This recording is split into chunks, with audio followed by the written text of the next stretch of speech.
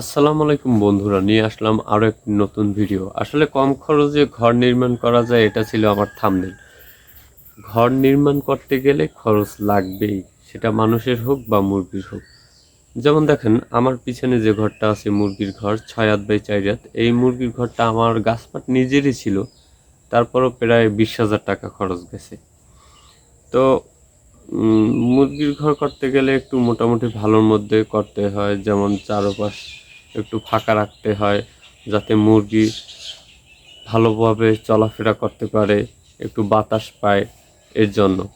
তো আপনারা যদি ঘর নির্মাণ করেন, এরকম খরচ যাবে 18 থেকে 20,000, যদি গাছপাট নিজের থাকে। কিন্তু যদি গাছপাট নিজের না থাকে তাহলে আরও বেশি যাবে, তখন প্রায় 50,000-এর মতন খরচ যেতে পারে আপনাদের। আর মুরগির ঘর নির্মাণ করবেন, দেশি মুরগির ঘর যদি হয় তাহলে অবশ্যই আপনারা চেষ্টা করবেন ছায়া জায়গায় ঘর নির্মাণ করার জন্য।